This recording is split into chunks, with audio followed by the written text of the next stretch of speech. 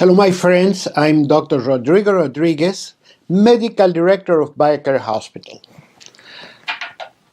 Today, as every now and then, about every week, I'm thinking of a program, of a blog, of something to tell you about a very important health issue. And to me, this has now become my quest, actually has been for many years. Telling people what to do and what not to do.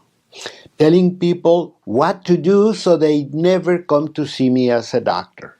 We can be friends, but it's not fun to be sick. It's not fun for anybody. Even in the best of the cases, being sick is suffering, is money spent, is time not programmed. It can completely put upside down your whole life every time we get sick. And the more I go, the more I realize that health is one of those intangible things that makes life worth living. Because when you're ill, nothing is fun, nothing is attractive, nothing brings anything to you. You just want to be secluded and crying and suffering and so forth. But when you're healthy, well, then that's the time to be joyful. That's the time to travel, to see people, to make a barbecue, to talk to friends, to watch a movie, etc. So for many years, when I see people, many times I wonder what would have happened if, number one, I would have had the chance to talk to somebody 5 years ago, 10 years ago, anything like that. But number two, and that's the most important part, and that's why I want to talk to you today, the most important part is what if you follow up what I'm telling you? Of course, it is very easy to say, well, doctor, it's just that it's not fun. Let me tell you something. Somewhere, somehow, our new generations are thinking that they're entitled to fun, to comfort, to just living it up. And you know what? They're compromising their lives. They're compromising their very own survival, their longevity. They're compromising their well-being. And even more important is they're compromising their children's well-being. And the subject that I have chose today, which I already began talking about it in a different blog that you can link to, talking about diabetes. I just made a program talking about insulin and insulin resistance, which is at the core or the most obvious culprit for diabetes. And I discuss a lot of things about insulin, what insulin is, because we talk about it every day. But what does it do in the body? It's really a miracle hormone. It does so many things. Without insulin, we don't grow, we don't produce protein, we don't get bigger and better and faster, etc. We don't have energy to produce anything in the body, but not only that, insulin is a very anabolic function, has a very anabolic hormone. What does that mean? It means that it promotes growth. It makes the cell makes protein, your own protein, out of food components, but you can now create your own heart and muscle and brain and every single protein. Without insulin, simply there is no life. And we had the opportunity to see that in years before the beginning of insulin, where we saw people with diabetes dying of diabetes, very, very sick. Until one day, with the discovery of insulin, they applied it to one patient, and what they saw was a miracle before their own eyes. This was a dying person They were just waiting for him to die. This was at the Toronto General Hospital in Canada. And then the doctors applied the insulin. And when they applied the insulin, not only the patient improved, but improved before their eyes. It was happening right before their eyes. It was not like, come back in a week and see if you feel better. No, it started changing everything. And that was a miracle. We discovered the hormone that controls diabetes, and now we can fight it off. But in many cases, we're like the people that wins the lotto. How many people have won millions of dollars only to be in disgrace or sick or dead very shortly after? Because they didn't know how to control that wealth. They thought being rich was drinking or gambling or doing risky things. And some of them died, or some of them lost everything. It's exactly the same thing here. We had insulin, and then we could manage diabetes for the first time in history. But then we started changing our lifestyles. We started overeating. We became sedentary. I mean, after the war, because this really began happening very seriously after the Second World War, we had a lot of comfort, and we thought we deserved a lot of comfort and a lot of compensation for all the suffering after the war. And then we started eating more, doing less. Then we got an automobile, and then we got a machine to do this, a machine to do that. And as we stopped washing our clothes or whipping our cream or doing a lot of things, our physical activity level went down and down. We didn't walk anywhere. We took an elevator, etc. And then we sat all day long, either at a desk or somewhere else. But at the same time, we had more money, so we started eating more and more and more. And this reflects very, very closely in a phenomenon that I have seen and observed through the years. When we have a child, many of us might not have had the best upbringing, economically speaking, so we had certain restrictions. So we think, well, my child is not going to go through that.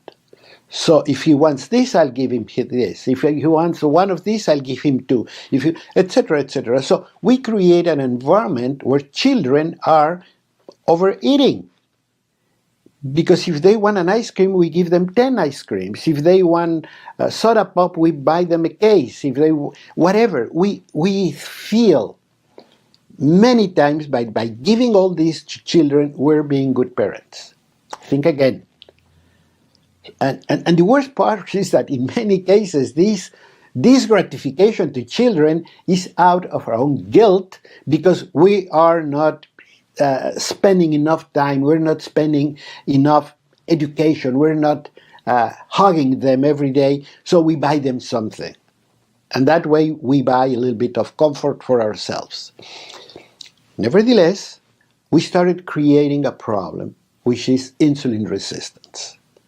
Because the same way that insulin helps sugars to go into the cell to produce energy, when there's an overwhelming amount of sugar, then the insulin blocks. The cells block the insulin. Come on, stop it. It's too much. I don't want that much sugar. So they stop insulin from working. And what happens is then the pancreas sees a lot of sugar in the blood, so it releases more insulin. So you're getting 2 times, 3 times, 10 times the amount of insulin, yet your cells are getting the same amount, if not less, energy than before. And there's going to be a time where the pancreas fails because it cannot keep up with the pace, it cannot keep producing the growing amounts of insulin, because we are overeating and eating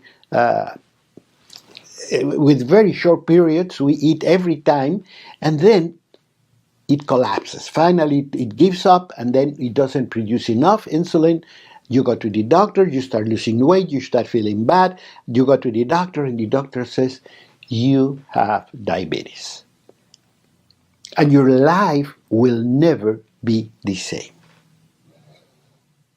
So it's very important to know this. And remember, insulin not only manages sugar, but it manages protein synthesis and growth. So what happens with diabetics? They start losing weight. I have seen many people where the first symptom is weight loss. Watch it. If you begin to lose weight, take a second look. It's not always good news. Of course, we all love losing weight. But that's because we planned it, because we went on a diet, because we started going to the gym, etc. We started doing something to get rid of those extra pounds. But some people will start losing weight out of nothing, out of nowhere. And they come and they say, doctor, I haven't changed my lifestyle. I haven't changed my diet. I actually think I'm eating a little bit more. But now I have lost 6 pounds, 8 pounds. And then the next question is, are you very hungry? Because when the insulin fails, cell satisfaction fails and it demands for more food. So diabetics, an early sign of diabetes is you get abnormally hungry. And you get thirsty because that sugar in the blood is going to bring water out of the cells. And then you urinate a lot because that extra pressure in the blood vessels are going to make the kidney to eliminate more urine. So you lose weight, you are very thirsty, you are very hungry, and you urinate a lot. Go to the doctor immediately. This can be diabetes, and simple tests will tell you. Do it. Do it for yourself. But you see, once again, how important it is to be aware and vigilant of what happens in our body. And I want you to stay with me because I'm going to tell you a lot more of how things happen and how we can prevent them. Be back.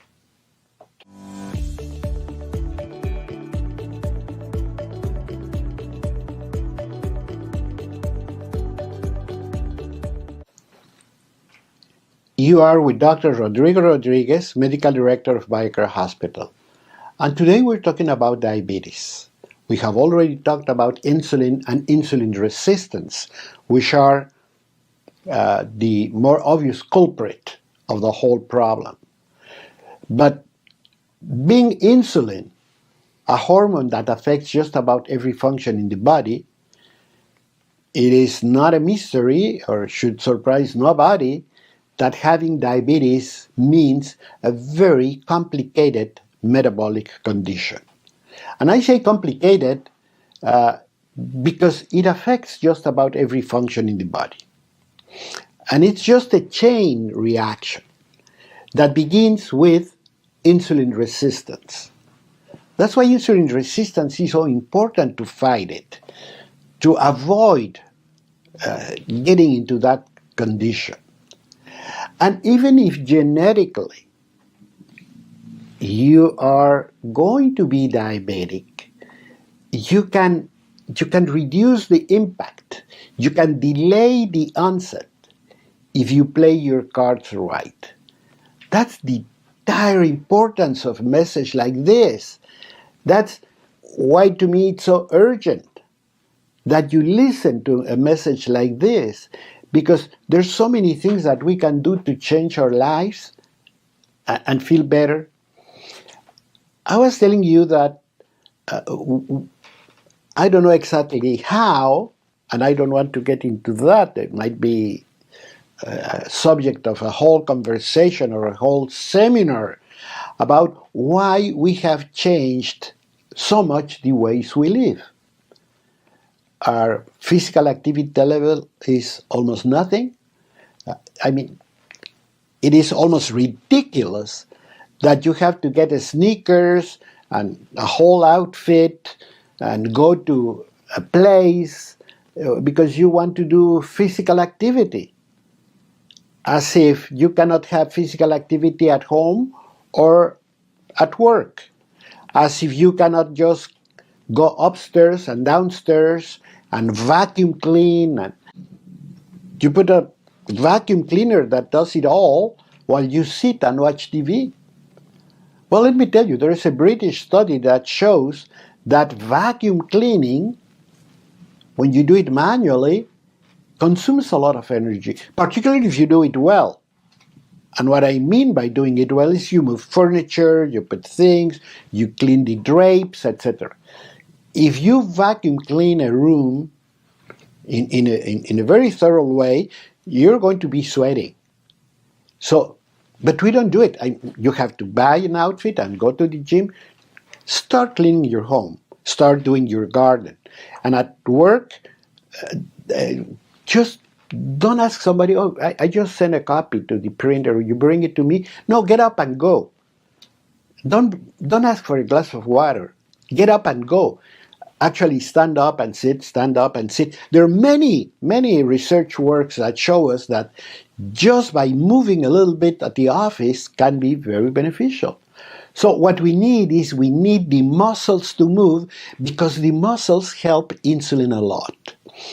And I have told you, when we talk about insulin and insulin resistance, that the muscles and the fat of the body, just two tissues, make 2/3 of the whole body weight. That's how important they are. So we want to make sure that our muscles do their part. And if we move and sweep the ground and use the broom and use the vacuum cleaner and mow the garden, etc., all these things are going to be very good, because the more we move, the better off we're going to be. If you have diabetes, one of the best ways to lower your sugar level and you bring up your tolerance to the sugar situation is by having physical activity. And again, I don't have to go to a gym. But if I'm sitting down and I'm even watching TV and I have a couple of jugs of milk, they don't have to be 1 gallon, they could be half a gallon, whatever you can do, and just keep moving them up and down. Keep those muscles moving, for goodness sake. Anything you do to move your muscles, a stationary bag, I'm not very fond of them, but if that's what you do, what you have, do it. Any exercise is better than none. Any. So, what we have to understand is that we have a body that was made to move. And we stopped moving it, then we had a problem. On the other hand, I was also telling you when we talked about insulin that we have a counterpart for insulin, which is glucagon, which also comes from the pancreas. So one pushes sugar into the cell, the other brings down sugar from the liver, from the fat deposits into the blood flow. When the insulin is not working. And when is not the insulin working? When we don't have food in our tummies. And you say, well, I always have food in my tummies. Well, think again. What happens when you go to sleep? You know, nature knows that at night we are not going to eating, or we should not be eating. Let me rephrase that. We should not be eating at night. Why? Because our bodies are programmed to bring down sugar from fat deposits and from the liver into the blood flow, so insulin and all that is at rest during the night, or should be at rest during the night. But what we do? Where is the 5 o'clock dinner? Nowhere to be found. We're eating at 11 o'clock, 1 o'clock in the morning, we got up in the middle of the night and have a snack, a sandwich, or a glass of milk. You know what happens? What happens is that that food is going to be on top of the food that the liver is bringing down from fat deposits and so forth. And everything is going to be distorted. There's a very interesting and shows very well what I'm telling you. They gave a group of people a good breakfast.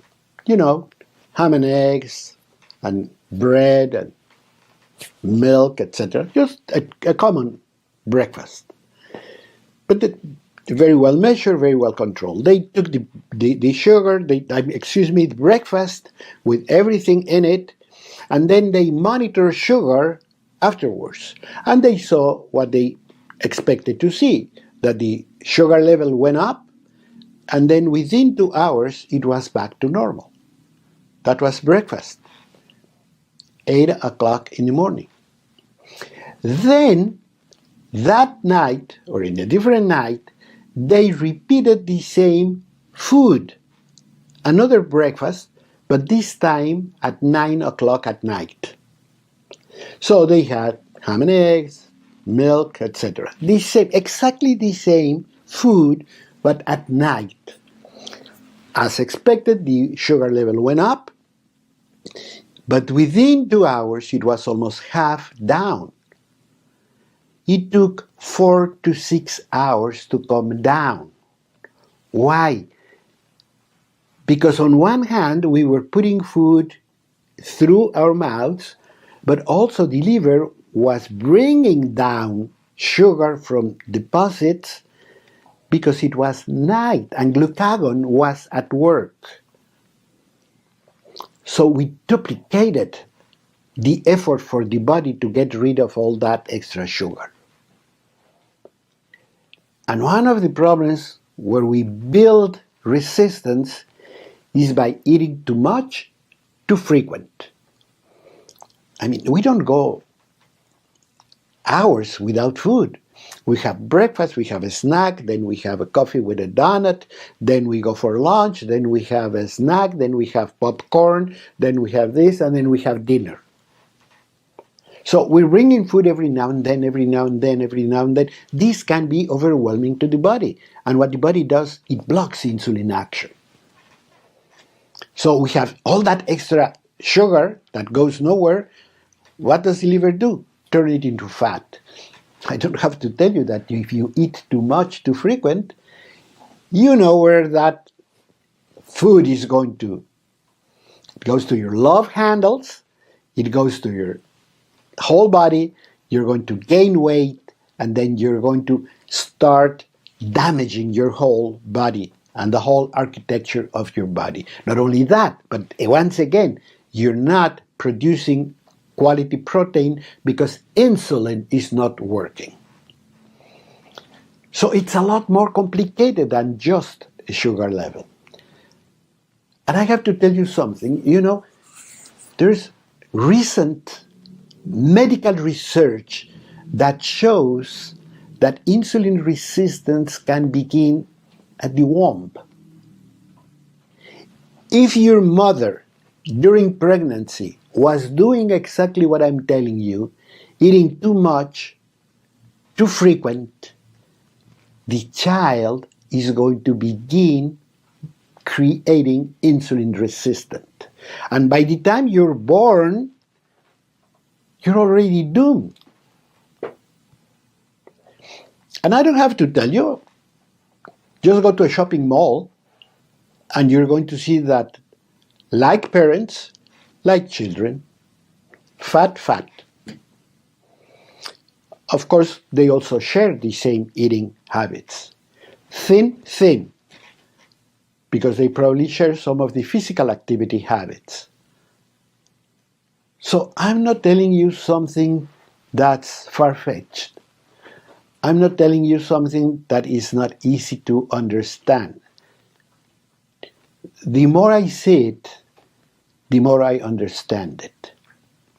That's why you see, and sometimes they tell you the problem is that diabetes is hereditary. Yes, it is hereditary, but you don't have to have it because you inherit the genes. But the expression of the genes can be managed. So you can get away without actually developing the disease, or you can postpone the onset for years if you know how to play it right. And all those years are going to be of health and enjoyment. So that's what I mean when I say you have to educate yourself. You have to learn. I want you to follow these programs. I want you to read the blog. We can send it to you in PDF if you're the type of person that rather read than listen or to watch. I'll make it easy for you. I'll try my best for you to get information. But that's not everything I have to tell you. I still have to tell you more. So I want you to be with me. I'll be right back.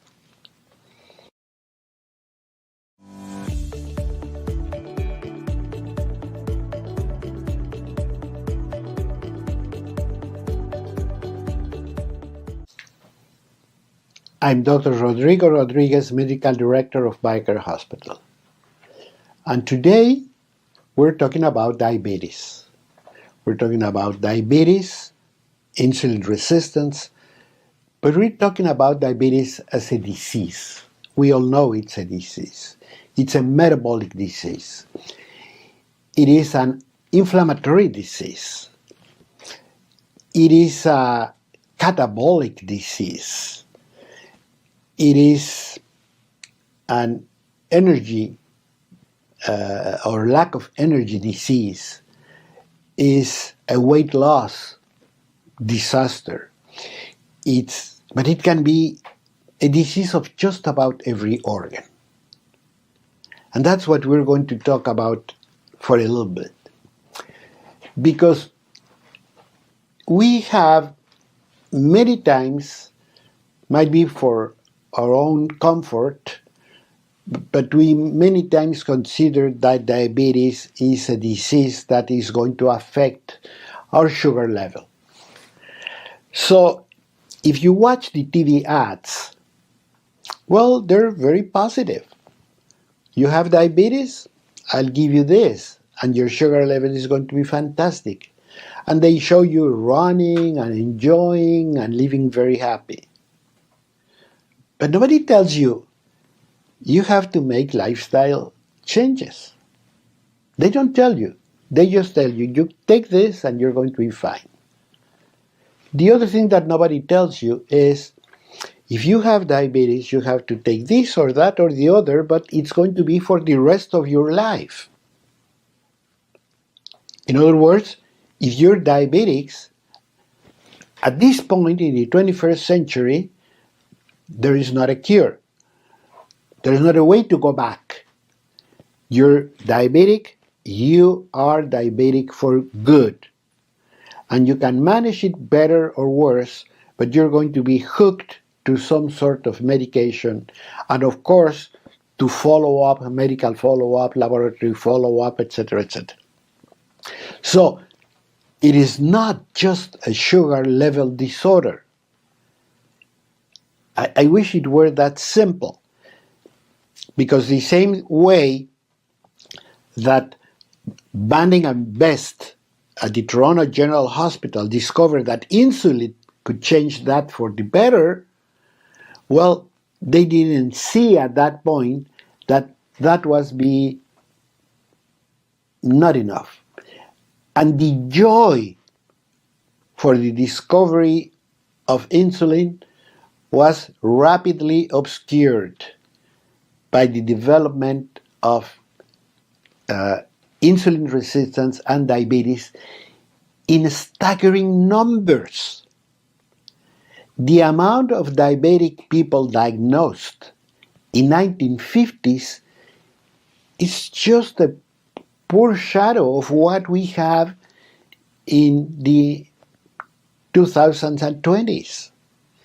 It's just nothing. the amount of people that are diabetic in the world, and particularly in the United States today, is overwhelming. Many people, of course, doubt that we're going to have the economical capacity to deal with it. Because not only is the diabetes, it is the disability, is the lack of function, is the loss of sight, is the losing a limb, is losing a kidney, is having a heart attack, is having a stroke. It affects every single organ. And I have to go back to this anabolic action of insulin. If we are not producing enough protein, and we're not producing quality protein because of insulin problems, then what happens is that every single tissue is going to begin to suffer because it doesn't have the push to do what it has to do. And once again, this is protein synthesis and stimulating growth. So we cannot do that. So if you look at a person with diabetes, you're going to see how the muscle mass begins to diminish. That's why people with diabetes lose weight. Not because they're thinner, just thinner, or just because they're fitter. No, it's just because they're losing muscle mass. And as you lose muscle mass, you lose a lot of things. You lose equilibrium, you lose your gait, you lose your ability to do things, and the more you lose it, the less physical activity you can do. So it's going to be a vicious cycle in which you're going to lose more and more and more and more muscle capacity. And if you see a person with diabetes that has had it for a long time, they usually have very poor muscle masses. But that also shows in a very important organ of the body that's everywhere, the blood vessels. The blood vessels are going to suffer a lot, and they're going to suffer a lot in the lining of the blood vessels. They can get inflamed. And what happens in a pipe, if the inner part is thicker, the flow of the fluid, whatever fluid it is going to be diminished. It's going to be distorted. We lose what we call the laminar flow, in other words, the flawless flow of things. We lose it. And that creates, in turn, the possibility of having clots at different parts of the body. And as that happens, we lose, for example, perfusion to the kidneys. So the kidneys do not work that well. And what happens is that with time, we're going to start having kidney function deficiency. But the same thing happens to the limbs. And remember, when we talk about circulatory problems in the limbs, we always look at our legs. Why? Because they're very distant from the heart. Our hands, on the contrary, when the blood is pumped, they are first served because they are really readily close to the heart. But think of your foot. Your foot might be 4 or 5 feet from your heart. And not only that, the blood that goes there has to come back to the heart. And going backwards is going against gravity. So the blood coming down has a little bit of a problem. And if you have a weak vessel, you're going to see how the veins that bring this blood up cannot hold it anymore in a good way, and then they start to dilate, and you start having a lot of problems, and circulation through your lower limbs is impaired, lower blood flow with more resistance for the blood coming back up creates a huge inflammatory degenerative damage to the area, to your ankles, to your lower legs. and then you start losing tissue. You start losing tissue, and there's not a mystery to anyone that a long-lived diabetes can bring a lot of ulcers to your lower limbs. Ulcers that are very difficult to handle and that are very painful. And of course, we know that eventually that blood flow could be so impaired that you develop gangrene in one limb or the other, or both, and you end up with amputation of the lower limbs. So you lost your kidneys, you lost your limbs. What else can you lose? Well, you lose your eyesight. Because the same way we're talking about the problems of circulation, the microcirculation of the retina of the eye is very sensitive. It's fantastic. We all are a real miracle. We all a real miracle. Look at yourself in a mirror and look at your eyes and look at your mouth and look at your nose and think of you and think how you can be aware of yourself and dream and talk, etc. We are a miracle. But that miracle has to be sustained. And like in the case of the eyesight, it's very tiny little irrigation to the retina. And then we begin to lose that. And one of the problems that you're going to see with diabetic people is we start losing our eyesight. So it's going to be a domino effect. Because of course, one will make the other worse. If you have a damaged kidney, that's going to damage your eyesight. That's going to damage the blood flow to your legs. The problem in your legs will reflect in every part of your body. And the same way your eyes, your kidneys, and everything is suffering, what about your heart? You're more prone to have clots. This is a heart infarction, but you could also get them in your brain and you're going to have a stroke.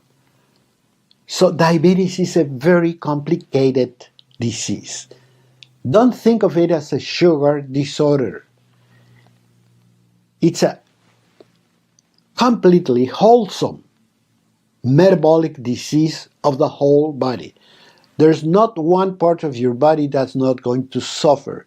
Your skin, your mucosas, your lungs, every single organ in the body is going to be affected.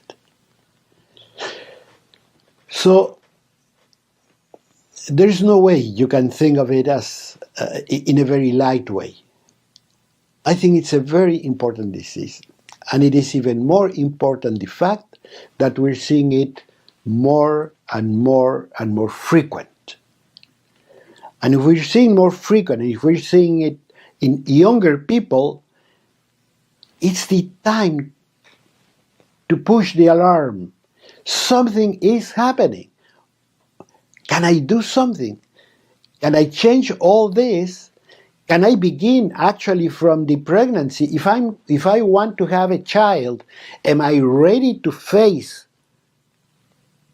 the compromise, the responsibility of being healthy for my child to develop in a healthy environment with all the possibilities of being a successful human being? Or I want to keep on smoking and partying and going to Paris and eat everything I want and do whatever I want because that's what doctors and hospitals and so forth are for. They should take care of the problem. We have to take responsibility if you want to be a parent, if you are a parent, if you're a teacher, if you want to deal with yourself, you have to take the responsibility, and I'm going to tell you how you can do it very easy in just a few more minutes.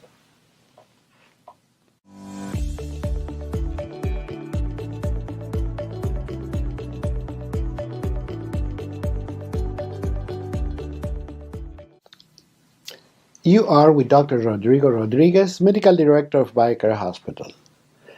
And today I'm doing a podcast talking about diabetes as a disease. And to tell you what it is and how complex it can be. It can really be a complicated disaster because it's a real metabolic disaster in the body. And all this information is so important that I want you to know that you can get it on a free PDF, on a free video, on a free audio, so you can share it with people. I think it's important that people know what diabetes is and go beyond the TV ads and the things that tell you if I give you this to control your sugar, you're going to be fine. No, you're not going to be fine if you only control your sugar level. It goes beyond that. It is much more complicated. But at the same time, the good news is that if I play my cards right, if I have a strategy from the beginning, and you can be in your 20s, you can be a teenager, still, if I want to have a responsible life and be good to my body, and be careful with my body, because I know my body is going to deliver a lot of things. It's going to create my wealth, my family, my dreams, my everything. If I want to be good to my body, then I have to start as early as possible and as soon as possible and do everything I can to fight the challenge. Because diabetes is right out there. And it's growing in staggering numbers. You just have to look around. Ask people, friends, schoolmates, workmates, church members. How many of you are diabetic? How are you coping with it? So you do not want to join those numbers. So the first thing, the good news, is that if I know how to handle this from the beginning, I might not ever develop diabetes, even if genetically I'm predisposed to have it. I could block it, or I could even postpone for years, if not decades, the onset of the disease. But if I'm diabetic, then I have to understand that I have a very complex problem in my hands that I cannot approach with one pill or one thing. I have to be very integral. I have to be very complementary. I now know that very simple things can be of great help. Like, I'm going to change my food. I'm going to change my eating habits. I'm going to change my physical activity. Those are the ABCs. If I start doing that, I'm going to begin well. I have to avoid problems like cigarette smoking, alcohol drinking, chemicals, all these things that could be in my food supply. If I take care of all those things, once again, right in my hand, right within my reach, I'm beginning very well. Now, there is something that's easier said than done. And that is when I talk about good eating. I could go for 10 programs like this and just touch the surface. But there's a lot of reading. There's a lot of resources.